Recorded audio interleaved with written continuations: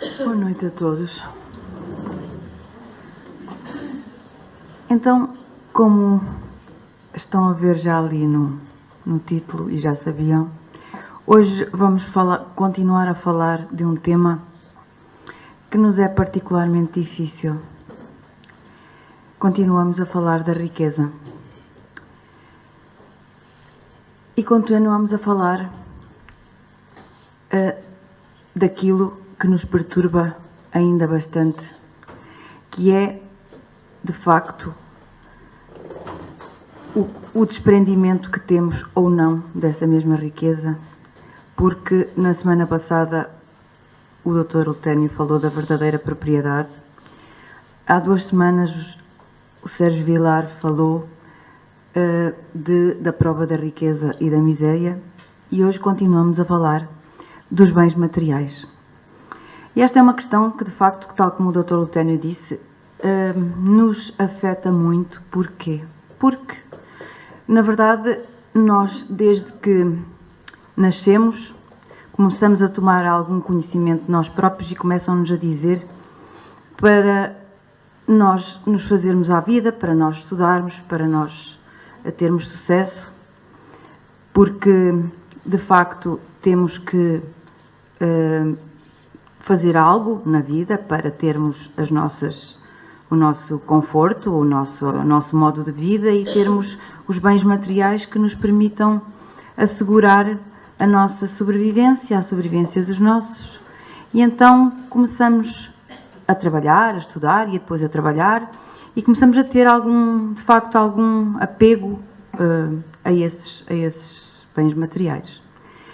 E, por um lado, claro, começa-nos a dar um certo jeito ter esses bens materiais. Mas, por outro lado, temos a questão dos bens espirituais, que sabemos que nos devemos desprender deles e que, quando partirmos para a verdadeira pátria, a pátria espiritual, o que levamos connosco não são os bens materiais, mas são sim os bens espirituais, ou seja, aquilo que aprendemos, as nossas virtudes e, portanto, tudo o que temos de material, inclusivamente o nosso corpo que nos foi emprestado por Deus Pai, vai ficar cá na Terra. E então, como dosear isso? Como dosear o apego que temos às questões materiais e o que temos aos bens espirituais? Como ter ali aquela linha que divide uns e outros, e quando é que sabemos que estamos a tender mais para um lado, para o outro, e a dosear de forma certa? É um bocado complicado. E então, quando temos bens materiais, como os devemos empregar? Pronto.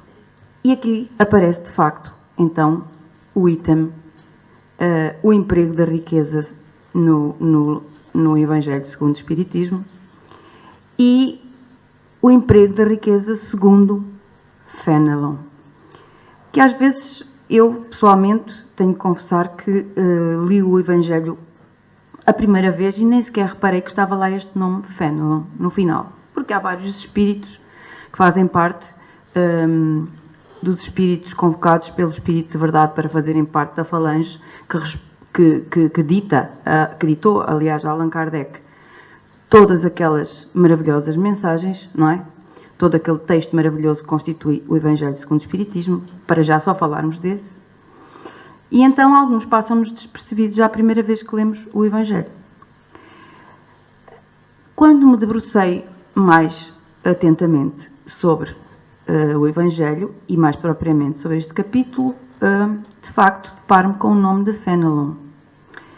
E pergunto, quem será ou quem terá sido Fenelon para fazer parte desta falange de espíritos que seguramente terão que ser muito elevados para poderem estar aqui a fazer parte destas mensagens, de ditarem estas mensagens juntamente com outros e fazerem parte do Evangelho segundo o Espiritismo e terem sido convocados então pelo Espírito de Verdade, que bem sabemos que é Jesus.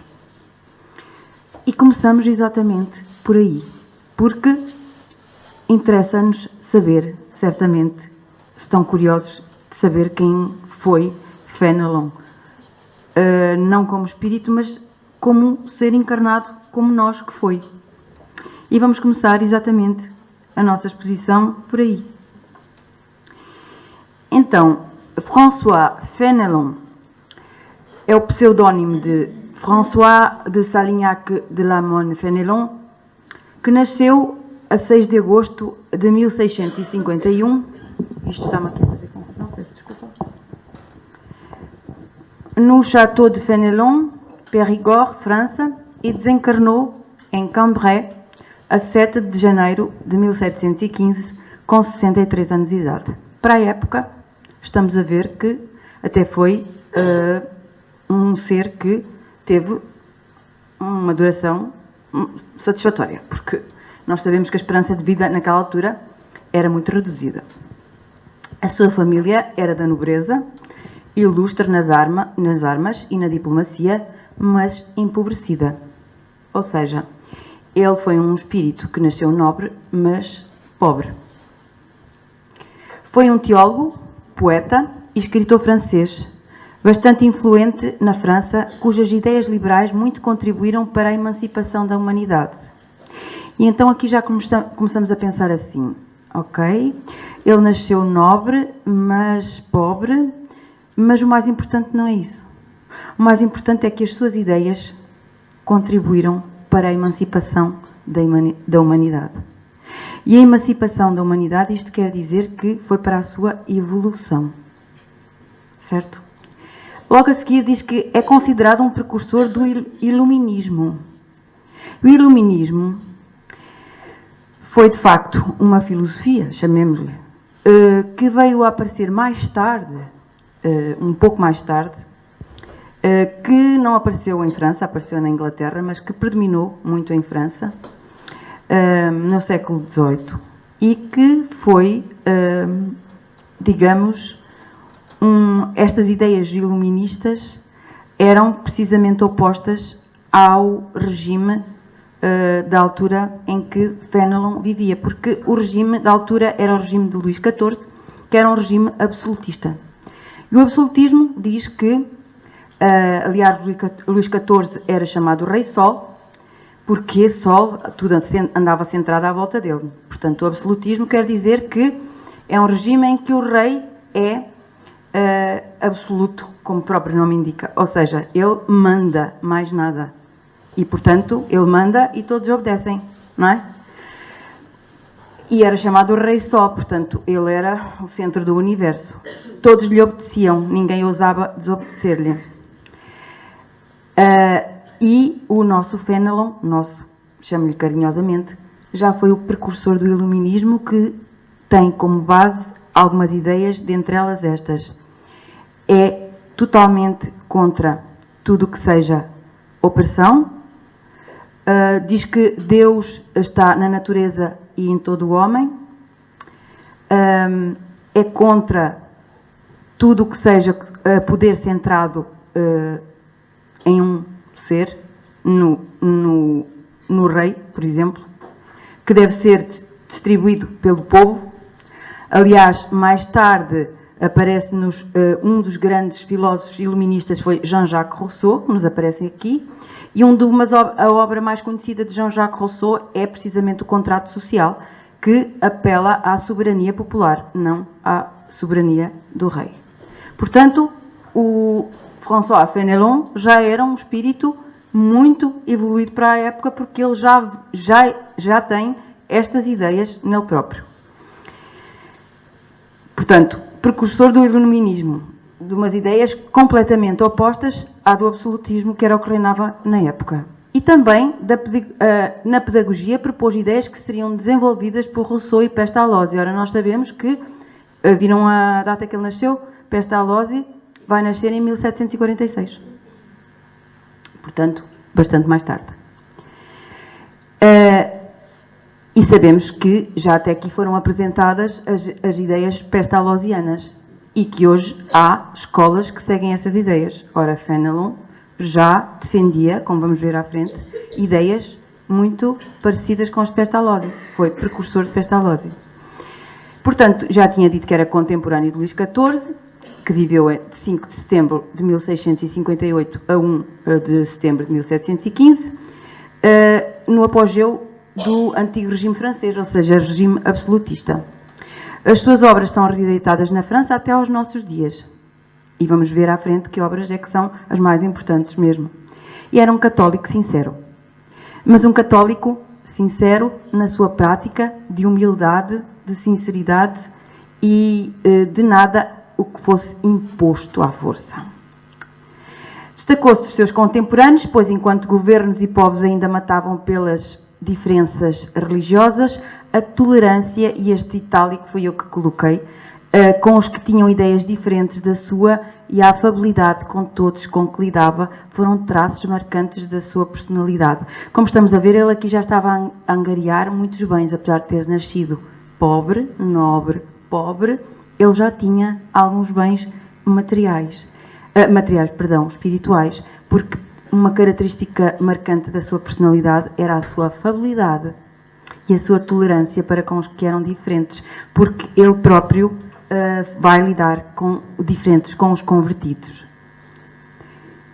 Em 1678, Fénelon foi nomeado para diretor do Institut des Nouvelles Catholiques.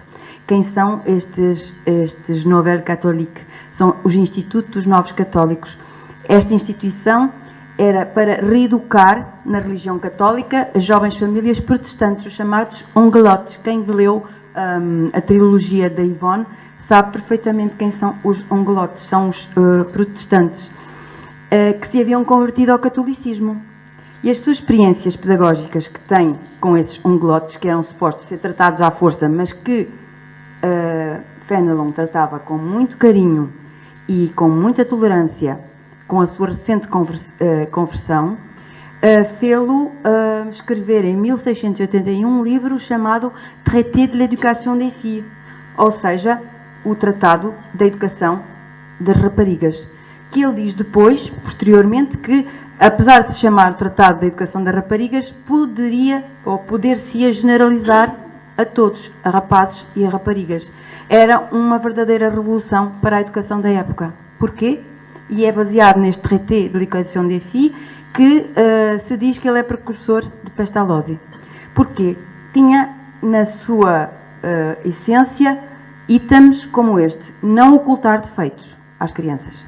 Ou seja, não ocultar os defeitos, os nossos próprios defeitos. Os adultos, ao educar as crianças, não deveriam ocultar os defeitos. Ou seja, não mostrar às crianças que somos perfeitos só porque somos adultos. Nas pessoas o bem se mistura com o mal. Ou seja, nós temos partes boas e partes más. Portanto, as crianças deveriam imitar as nossas partes boas, mas nós certamente também temos defeitos. E então tentar levá-las, porque elas em pequeninas são muito mais influenciáveis, diziam eles, é muito mais marcante tudo o que lhe mostramos e dizemos em idade tenra, dizia também Fénelon, isto também já é nosso conhecido, certo? É muito mais marcante e por isso tentar influenciá-las pelo que temos de bom, não é? Mas não ocultando o que temos de mau. E depois, na educação é muito importante o brinquedo. Levar a criança a tentar querer conhecer, aprender através da utilização do brinquedo. Não forçar. Não sempre pela imposição. Outro aspecto. O veneno das pessoas imorais. Ou seja, se nós sabemos que a criança convive muito com alguém que nós sabemos que tem muitos defeitos e graves, morais, se nós deixamos que a criança conviva sistematicamente com essa pessoa, a criança, na sua inocência, vai passar a gostar daquela pessoa. E ao passar a gostar daquela pessoa, às tantas, porque é inocente, vai passar a gostar dos defeitos daquela pessoa. E então vai passar a imitá-los.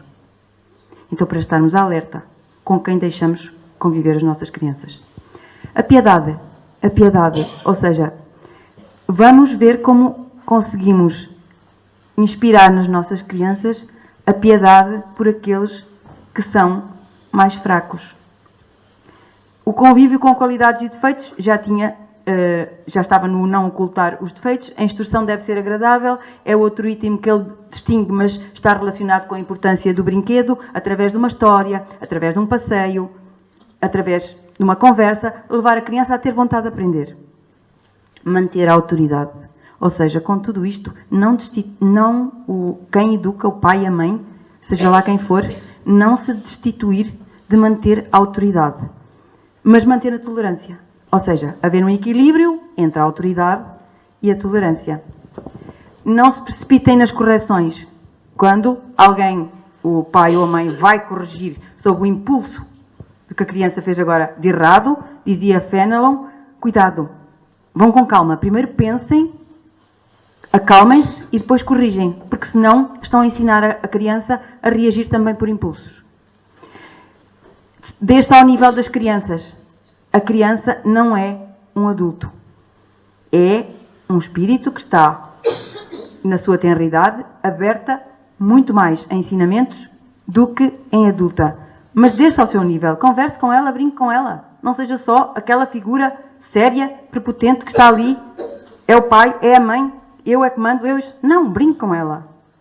Moderação no uso do medo e do castigo. Uma criança levada só pelo medo e pelo castigo, diz ele, Fenelon, vai se tornar um adulto inseguro. Não há regras fixas. O que funciona para uns pode não funcionar para outros. Há espíritos mais rebeldes, outros menos rebeldes. Moderação no divertimento. Cuidado com os divertimentos em excesso. Ele dizia para aquela época em que havia uns divertimentos. Hoje em dia há outros divertimentos. Há consolas, há isto, há aquilo. Cuidado com o excesso de divertimentos. Eu transpus para a era de agora, não é? Porque na altura não havia os divertimentos de agora. Mas também serve para hoje. A inveja nas crianças. Eu achei interessante, porque ele diz que as crianças sentem inveja. Então, cuidado, se há mais do que uma criança em casa, não dar atenção mais a uma do que a outra, porque ela pode se retrair, não dizer nada, mas ela sente inveja. E vai às vezes, exercer uma represália sobre a outra criança, nós não sabemos porquê, e era porque ela se sentiu deixada de lado e sentiu inveja. As crianças sentem inveja com os adultos, diz ele. Nas pessoas, o bem se mistura com o mal, já está também fundido noutro. Estímulos, as crianças funcionam muito por estímulos, não é suborno nem ameaça, são estímulos. Estímulos. Ela gosta muito de passear, fazer aquele passeio, ouvir aquela história, brincar com aquele brinquedo. Ok, vamos resolver isto primeiro e depois então vamos passear. Não é suborno, é estímulo. Resumindo, em termos pedagógicos, não cansem a criança com regras constrangedoras. Distraiam-na para que ela não caia na extremidade contrária, ou seja, a presunção. Não temam de lhe mostrar com descrição do que ela é capaz. As crianças, muitas vezes, não fazem as coisas porque acham que não são capazes. Então, é bom que lhes mostremos, és capaz. Alegrem-se com os progressos que fazem, ainda que sejam poucos. Não criem na criança aquela sensação de que não são bons, porque não conseguiram atingir o alvo X. Um progresso que façam, mesmo que seja pequeno, é bom, para a próxima faz melhor. Façam-no observar os seus menores recursos. Tem aquela possibilidade, conseguiu aquela conquista, muito bom, fica satisfeito com isso. Representem-lhe o quanto é despropositado o medo que ela tem de não poder vencer nas coisas que ela faz bem. Estímulo, estímulo, estímulo. Estimular a criança. E ponham-na a trabalhar a emulação. A criança não deve ter um excesso de competição com o outro. Não, não. Ela deve competir consigo própria. Emulação é superar-se a si própria. Isto no campo da educação. Portanto, ele criou métodos polémicos para a época. Estamos a imaginar isto num regime absolutista, em que nem sequer a mulher era considerada para a sociedade. Ter estes princípios de educação para a mulher deveria ser uma verdadeira revolução. Bom, criticou os métodos pedagógicos da época, obviamente. Realçou a conveniência de preparar a rapariga não só para ser mãe, para ser mulher da sociedade, que tivesse intervenção na sociedade, e ser esposa. Porque as mulheres, especialmente as nobres, O que é que faziam? Andavam aos aizinhos de um lado para o outro, nos jardins, a apertar os espartilhos e a dar-lhes chalicos nos bailes. Isto era mais ou menos assim a sociedade da época, portanto não faziam literalmente nada. Em maio de 1684, Fénelon é nomeado preceptor do Duque de Borgonha. O Duque de Borgonha era o neto de Luís XIV, que poderia vir a ser o sucessor do trono. Porquê? Porque esta criança tinha um temperamento terrível. Era agressivo e, portanto, acharam por bem que Fénelon fosse o seu preceptor. Só que ele deu-lhe uma educação muito particular. Ele não foi também pelos métodos tradicionais.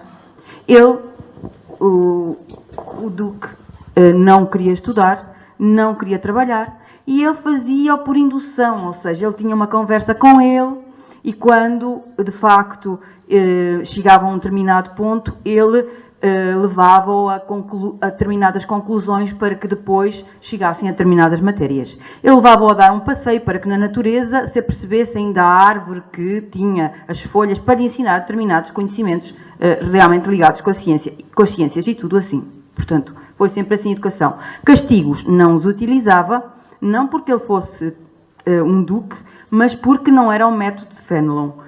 Era mais por privação de... Portanto, se ele queria fazer qualquer coisa, qualquer atividade, se ele tinha um comportamento inadequado, ficava privado dessa atividade. Bom, o que é que ele escreveu nessa altura para ver se domava aquele príncipezinho? Aquele duque que era um príncipe. Uma obra chamada Fable en prose, que ainda existe. Fábulas em prosa. Fábulas, sabem que são fábulas? São histórias onde temos basicamente animais, são sobretudo animais que falam, que agem como pessoas. Também podemos ter fenómenos da natureza, mas basicamente são animais que falam, que têm sentimentos como as pessoas. Então ele criou essa obra para quê? Para também entusiasmar o príncipe e fazê-lo personagem dessas obras para que ele se entusiasmasse. E criou ainda uma outra obra, que é Les Aventures de Télémaque, As Aventuras de Telêmaco, que foi inspirada na obra da Odisseia de Homero e que conta as histórias de um jovem deuses, vamos a falar de politeísmo, vários deuses, chamado Telêmaco, que saiu de Ítaca para ir à procura de seu pai, que tinha ganho a guerra e que não tinha voltado a casa. Então a sua mãe estaria forçada quase a casar de novo, a escolher outro para rei. Então, que não estavam a gostar daquilo, ele saiu com Mentor, o seu conselheiro, para ir à procura do pai. E então as suas aventuras até encontrar o pai e as suas conversas com as deusas fazem várias histórias. Aquilo foi publicado em vários livros. Só que tinha dupla atenção. E quando o governo absolutista descobriu que a intenção era anti-absolutista, foi cancelado o cargo de preceptor do Duque. Portanto, ele foi-lhe retirado o cargo porque, na verdade, não era para ser publicado. Les Aventures de Télémaque não era para ser publicado, mas foi publicado uma edição. Chegou às mãos do Luís XIV e ele, isto não é para ensinar meu neto, mas é uma obra anti-absolutista. Acabou-se o cargo e ele foi destituído e foi colocado lá na sua paróquia em Cambrai. Ora bem, também escreveu uma obra muito interessante chamada Les Dialogues avec les Morts, que para a época também era revolucionária, que se chama Diálogo com os Mortos, em que ele colocou vários antepassados famosos a dialogarem entre si, como espíritos, a tentarem arranjar remediações para os seus maus comportamentos em vida. Portanto, para a época também, sendo ele um católico, era diferente. Em 1712 escreveu também outra obra de caráter religioso, que ainda é muito lida pelo mundo fora e traduzida, que se chama Tratado da Existência e dos Atributos de Deus, em que, de facto, ele faz ver que Deus está na natureza e em todo o lado e no homem, pronto, através da observação da natureza. Era simpatizante do quietismo, outra coisa que irritava extremamente o rei, e o absolutismo, porque o quietismo é uma teoria que diz que, ou que dizia na época, que para nós estarmos, enfim, em comunhão com Deus, não precisávamos de todo aquele aparato exterior para ir à igreja, fazer todos aqueles aparatos exteriores, ter intervenção de ter um intermediário entre Deus e o homem para se confessar, para todas aquelas coisas. Portanto, o que poderíamos fazer, o que bastava fazer, tal como o nome diz, quietismo, era ficarmos no silêncio do nosso quarto, quietos, em meditação, e assim comunicávamos com o Pai. Só que isso era contra todas as convenções da Igreja Católica da altura. Então, por tudo isso e mais alguma coisa, o que é que aconteceu a Fénelon? Fénelon foi erradicado da corte, ficou sem nenhum cargo e foi mandado para a sua paróquia em Cambrai, onde veio a desencarnar, tendo mesmo sido proibido de voltar a Paris. Viveu de forma singela e humilde, auxiliando todos aqueles que necessitavam. Fazia os seus sermões de forma eloquente e entusiasta, praticando a caridade com o pouco que tinha para viver, e era amado pela população daquela cidade pequena. No final da sua vida, passou um pouco mal em termos de saudades, porque todos os seus amigos desencarnaram, os seus amigos chegados, inclusive o conde de Borgonha desencarnou cedo, não chegou a ser rei, a quem ele se dedicou bastante. Mas ele praticou sempre a caridade, a humildade e nunca reclamou de ter sido, enfim, relegado para a sua paróquia e ter sido destituído. Este é o nosso Fénelon, que, de facto, foi este espírito que esteve encarnado nesta época e que teve toda esta bagagem espiritual que nós aqui observamos. Fénelon aparece-nos na doutrina espírita. Nesta mensagem, que nós hoje vamos aqui debruçar-nos sobre ela, eu só vou tirar aqui o meu relógio, porque eu não vejo nada para aquele relógio, nada mesmo. E como não vejo nada, tenho que colocar este, porque senão... Então, ele aparece-nos na doutrina espírita, onde? Registado nas obras básicas e na revista espírita. Aparece-nos como um homem de formação moral, sendo que isso se traduz como um educador e conselheiro nas mensagens que estão escritas, sendo da sua autoria. Profundo conhecedor do ser humano, que com a sua característica de benevolência segue trabalhando no plano espiritual. Não será por acaso que é ele a responder à questão 917 do Livro dos Espíritos, que é: qual é o meio de se destruir o egoísmo? E a resposta, não sei se alguma vez foram ler a resposta a esta pergunta, ele diz assim, grosso modo, que a forma de destruir o egoísmo só acontecerá quando o homem se desprender, ou seja, se abstrair mais da matéria. Porque enquanto estivermos tão ligados à matéria, vai ser difícil. E que no momento é a época do Livro dos Espíritos, ainda é impossível para o homem destruir o egoísmo, porque está extremamente ligado à matéria. E porque não consegue pensar no outro primeiro do que em si próprio. E como não consegue fazer isso, porque percebe que o outro também pensa nele próprio primeiro do que em si. E por uma questão quase de osmose, ou seja, de contágio, procede da mesma maneira. E quando o homem conseguir, apesar do seu semelhante, pensar em si próprio primeiro do que nele, abstrair-se disso e conseguir pensar ele próprio, eu como sou seu, apesar do outro pensar primeiro em si do que em mim, eu penso primeiro no outro do que em mim. Quando cada um conseguir fazer isto, então estamos a destruir o egoísmo. Mas ainda não conseguimos fazê-lo porque, ok, o outro não está a pensar em mim, está a pensar só nele, então vou fazer o mesmo. E assim sucessivamente, e não destruímos o egoísmo. E isto muito simplesmente porque estamos muito presos à matéria. Ok? É basicamente a resposta que ele dá. Também ainda é ele que assina, isto prolegómenos, quer dizer, este palavrão, o prólogo, o prefácio, do Livro dos Espíritos. Ora, para ele fazer parte do prólogo do Livro dos Espíritos. Não é um espírito qualquer, não é? E no Evangelho segundo o Espiritismo apresenta-se a falar sobre a terceira revelação, a revolução moral do homem, no que diz respeito ao homem de bem, os tormentos voluntários, capítulo 5º, a lei do amor, no capítulo 11º, o ódio, no capítulo 12º, e o emprego da riqueza, no capítulo 16º.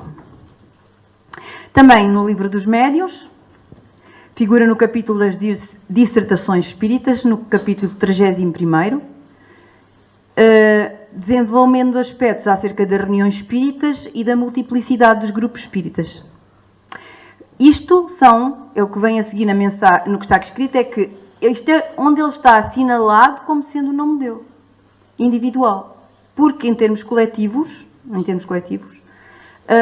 ele estará também incluído como respondendo ou como cooperando noutras mensagens.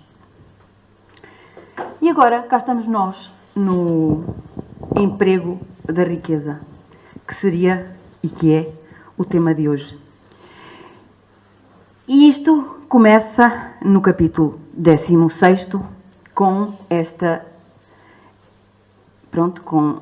este item, que é: não se pode servir a Deus e a Mamon, ninguém pode servir a dois senhores, porque ou odiará um e amará o outro, ou se prenderá a um e desprezará o outro. Não podeis servir simultaneamente a Deus e a Mamon. Ora, Mamon é em hebraico dinheiro. E, na verdade, este tipo de ditado que nós usamos até vulgarmente ao falar lá fora, aplicamos isto muitas vezes. Pelo menos eu aplicava até antes a dizer: não podemos servir a Deus e a Mamon. E até eu utilizava esta frase e não pensava assim profundamente nela. Agora já penso, agora quer dizer, não é só agora, mas já há um tempo esta parte já penso nela. E de facto são como se fossem dois deuses. Porque, por um lado, temos Deus, que está descrito Deus com letra maiúscula, porque estamos numa sociedade monoteísta, não é? Que só veneram Deus. Por outro lado, temos Mamon, que é o dinheiro. E muitas vezes nós somos governados pelo dinheiro.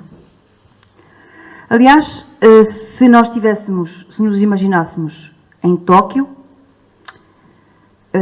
sozinhos, à meia-noite, sem dinheiro, sem falar a língua, e alguém nos dissesse assim: não te preocupes, Deus está contigo, ficaríamos tranquilos? Não sei. Uns ficariam, outros não ficariam, outros mais ou menos. Eu confesso que me dava um certo friozinho na barriga. Mas, se alguém chegasse perto de nós na mesma situação, Tóquio, não falar a língua, nenhuma língua estrangeira, porque se falasse inglês estava tudo bem, sem dinheiro, sem conhecer ninguém, à meia-noite, Tóquio, que é só aquela cidade assim, e nos dissesse: não te preocupes, tens um cartão de crédito no bolso com plafond ilimitado. Ficávamos tranquilos? Mais tranquilos? Menos? É Mamon.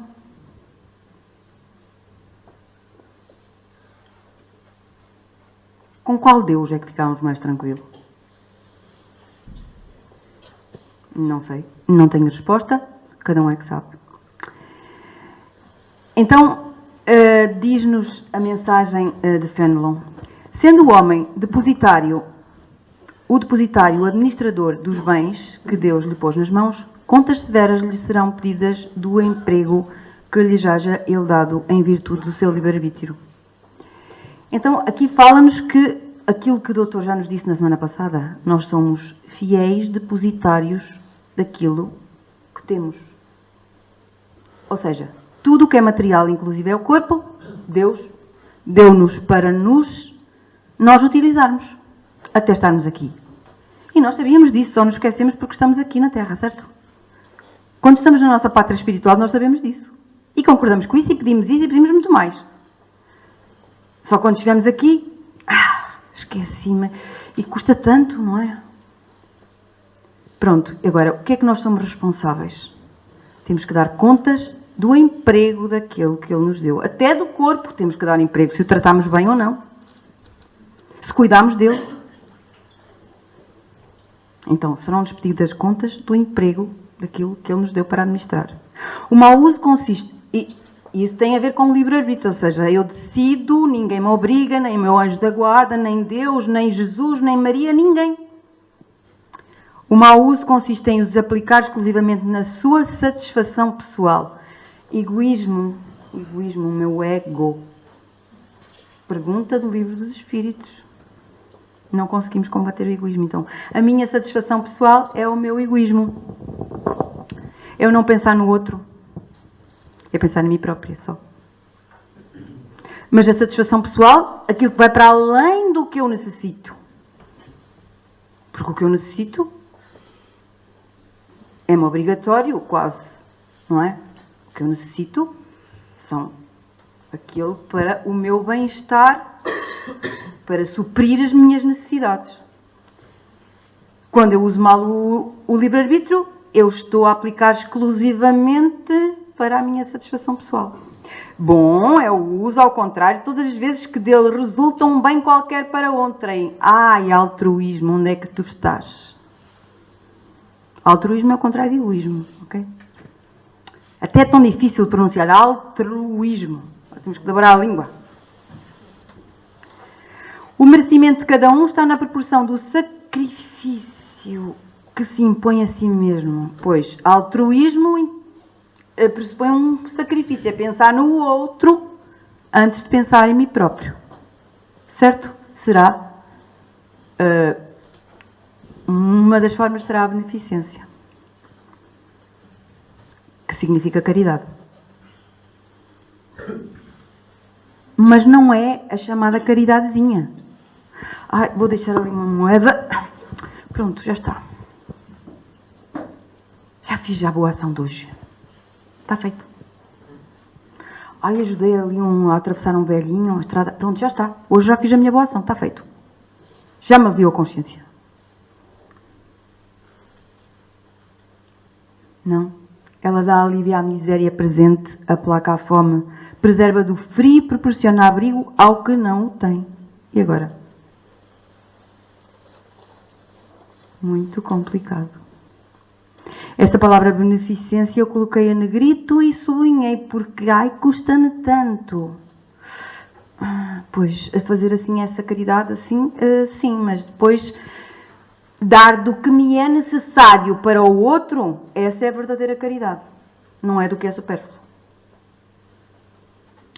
Dever, porém, igualmente imperioso e meritório é o de prevenir a miséria. Prevenir é como os remédios. Há os de prevenção e depois há os de combate. Quando eu já tenho a doença, combate a doença. Para prevenir, não é? Profilaxia. Prevenir a doença. Tal, sobretudo, a missão das grandes fortunas. Missão a ser cumprida mediante os trabalhos de todo o género que com elas se podem executar. Então, as grandes fortunas, daí que a prova da riqueza seja maioritariamente, não digo como está no Evangelho, que é sempre mais difícil do que a da pobreza. Porque a missão das grandes fortunas é prevenir a miséria. Não pela esmola, mas especialmente por conseguir dar trabalho digno para executar. Nem pelo facto de tirarem desses trabalhos de legítimo proveito, ou seja, quem consegue proporcionar aos outros trabalho digno, já está a tirar proveito para si próprio. Imaginemos quem consegue empregar uma pessoa. Está a tirar proveito, porque essa pessoa está-lhe a fornecer... está a fazer trabalho para ela, seja de serviços, seja o que for. O que é que ela está a fazer? Está-lhe a dar um trabalho digno, está-lhe a pagar para que ela, no final, possa comprar as suas próprias coisas e não se humilhar para pedir ou para receber. Porque receber é humilhante. Já nos tentámos colocar na posição de receber esmola, pão, roupa, casa, qualquer coisa. É humilhante. E há pessoas que o fazem ainda mais humilhante. Eu dou, tu recebes. Então, quem dá trabalho ao outro já está a receber. Aqui, no plano terreno. Deixaria de existir o bem resultante delas, porquanto o trabalho desenvolve a inteligência e exalça a dignidade do homem, facultando-lhe dizer altivo que ganha o pão que come, enquanto a esmola humilha e degrada. Ou seja, dar, claro que é bom, dar. Um sorriso, também. Uma palavra amiga. Porque não é preciso ser rico para dar. Quem não é, são as grandes fortunas, também têm que dar. Tem muita coisa que dar. Um ouvido para ouvir um desabafo. Uma palavra amiga. Um dedo de conversa. Uma companhia. Uma visita. Certo? Um abraço. Sei lá, tanta coisa. Estamos a dar? Não. Estamos a receber primeiro. Porque estamos a dar. Isto é a lei do retorno. Há sempre feedback. Então, sempre que possível, quando há dinheiro, fortuna, porque o dinheiro impulsiona o crescimento das nações, impulsiona o desenvolvimento social, económico, o progresso tecnológico. Se não fosse o dinheiro, Deus não pôs o dinheiro na terra para o mal. Então, descobriu-se o fogo lá na era, não me lembro agora, agora no momento não me ocorre quando é que foi descoberto o fogo. Não sei, mas de facto o fogo é mau? Não, só porque há incêndios que destruíram muitas casas, mas nós dizemos mal do fogo? Não, o fogo é necessário. Por exemplo, as drogas que combatem determinadas doenças são más? Não, há gente que a emprega para fins que não são os melhores. Mas não vamos dizer mal de todas as drogas porque elas existem, não. Elas são benéficas para combater algumas doenças. O dinheiro é a mesma coisa, ele é benéfico porque existe. Deus não o colocou na terra porque era mau. Não, ele é bom. O mau uso dele é que... E isso é obra do homem. A riqueza concentrada em uma mão deve ser qual fonte de água viva que espalha a fecundidade e o bem-estar ao seu redor. Ó vós ricos que empregastes segundo as vistas do Senhor. Então, é uma fonte viva. Uma fonte viva quer dizer que é um bem. Fonte de sedenta. Mata a sede. Certo? O vosso coração será o primeiro a sedentar-se nesta fonte benfazeja. Já nesta existência, ou seja, aqui na terra, fruireis os inefáveis gozos da alma, em vez dos gozos materiais do egoísta que produzem no coração vazio. Quem faz caridade, quem ajuda, é o primeiro a sentir a felicidade. A felicidade é certo que não é deste mundo, mas podemos ser felizes aqui. Quem disse que não? Deus, Jesus, diz-nos que podemos ser felizes à moda da Terra, ou seja, nas proporções do planeta de provas e expiações. Mas podemos ser felizes, basta que façamos o bem. É evidente que iremos ser felizes na nossa verdadeira pátria, mas se não fizermos aqui o bem, lá não seremos felizes, porque lá nós não seremos diferentes do que somos aqui. Então, se começarmos a fazer o bem aqui, a caridade aqui, nós começamos a usufruir aqui, porque todos nos agradecerão aqui, mas não é disso que estamos à espera. Mas é certo que no mundo espiritual acontece que muitos espíritos sentem as vibrações dos agradecimentos dos que estão na Terra. Certo? Vossos nomes serão benditos na Terra e quando a deixardes, o Soberano Senhor vos dirá como na parábola dos talentos. Bom e fiel servo, entra na alegria do teu Senhor. O servo que duplicou os talentos, não o que enterrou o talento. Nessa parábola, o servidor que enterrou o dinheiro que lhe fora confiado é a representação dos avarentos, em cujas mãos se conserva improdutiva a riqueza. Põe tudo no celeiro, fica lá tudo, mas depois vem a morte e afinal não gozou de nada. A todos os que podem dar pouco ou muito direi, pois, dai esmola quando for preciso, mas tanto quanto possível convertei em salário, a fim de que aquele que a receba não se envergonhe dela.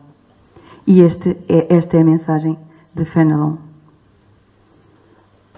Então, depois de mais uma vez falarmos sobre a riqueza, do emprego da riqueza, há uma mensagem de Emmanuel que nos diz exatamente isto: não censures a moeda, que será sempre alimento da evolução.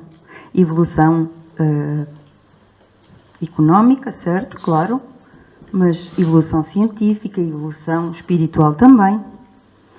Porque se ela incentiva a caridade, é uma evolução espiritual. É um dos elementos da nossa bagagem para o mundo espiritual. Reflete nos benefícios que ela pode trazer. Ainda assim, para que lhe apreendas todo o valor, se queres fazer o bem, não exijas para isso o dinheiro que permanece na contabilidade moral dos outros. É nós que temos que fazer. É tudo o que nós fizermos é que é para o nosso bem. Não o vizinho, não o outro. Eu. O que eu fizer é para o meu bem. Para bem dos outros, mas para o meu bem.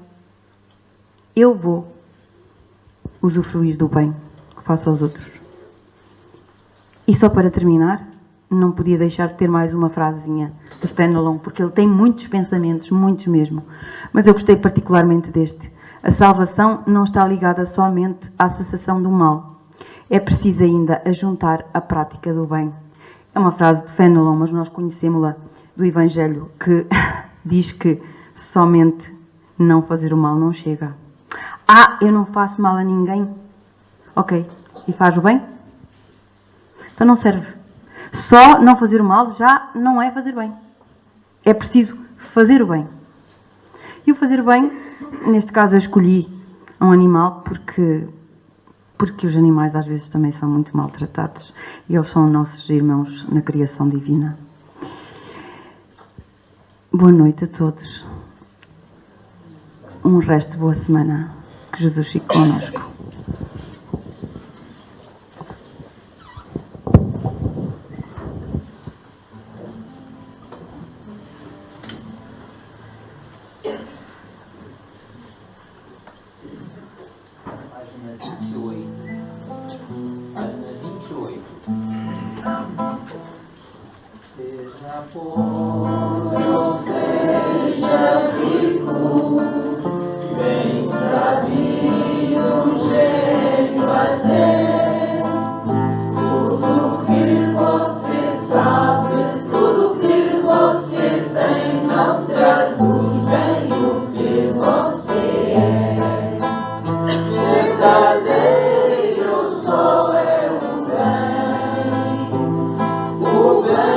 O bem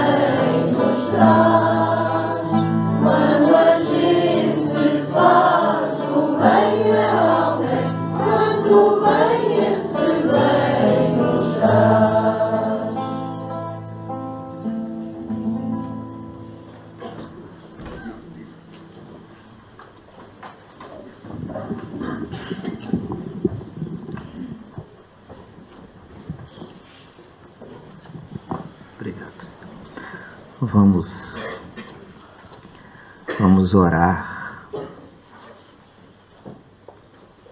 depois desse convite que a mensagem de Fenelon nos traz ao coração. Doce Jesus, meigo e inesquecível amigo de todas as horas, de ti recordamos, sentindo o apelo da sua mensagem aos nossos corações.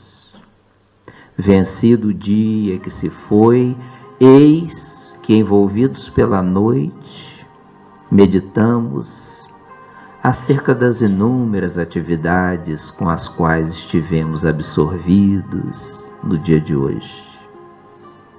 O momento que nos erguemos do leito, em que procuramos tomar nossas refeições, nosso caminho em direção ao trabalho e a outros labores com que estivemos absorvidos. E eis, Senhor, que retirando do tempo precioso alguns minutos para aqui estarmos, procuramos aprender um pouco mais neste mês de novembro, quando nos debruçamos acerca das questões materiais, procurando compreender o quanto cada uma delas, em maior ou menor grau, nos diz respeito, calando fundo na alma. Sabemos, Senhor Jesus, que não somos daqui, que estamos de passagem breve, transitória, mas que aqui, enquanto estamos, devemos nos conduzir de acordo com esse convite sedutor da tua boa nova. Disseste-nos que fôssemos ter contigo todos aqueles que se encontrassem em sofrimento, que pudessem em ti acalmar as suas aflições.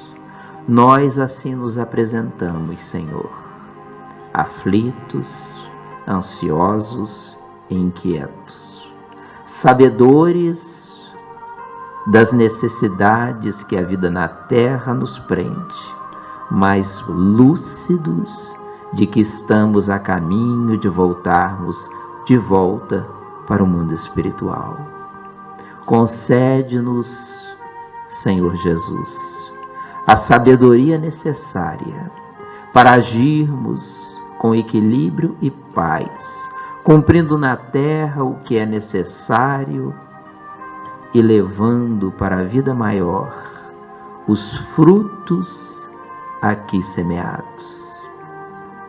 Abençoa, Senhor Jesus, os nossos irmãos de ambos os planos da vida aqui presentes, trazendo as suas lutas muito pessoais, muito próprias, suas aspirações, seus desejos, suas carências espirituais. Concede a cada um, Senhor, aquilo que pede e que naturalmente encontra-se de acordo com os seus merecimentos e necessidades espirituais.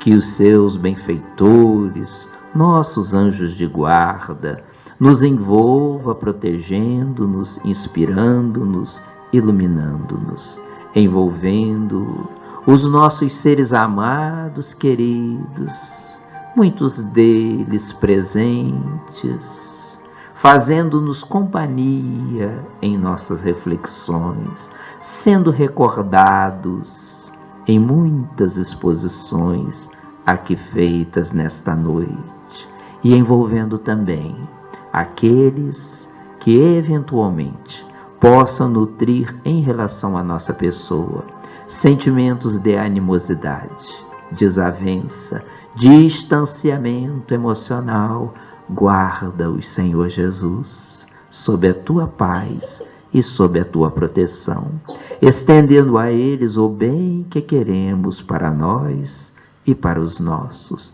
Permita-nos, Senhor Jesus, assistir através dos benfeitores da vida maior o auxílio necessário a muitos daqueles que batem às nossas portas, solicitando socorro e orientação espiritual.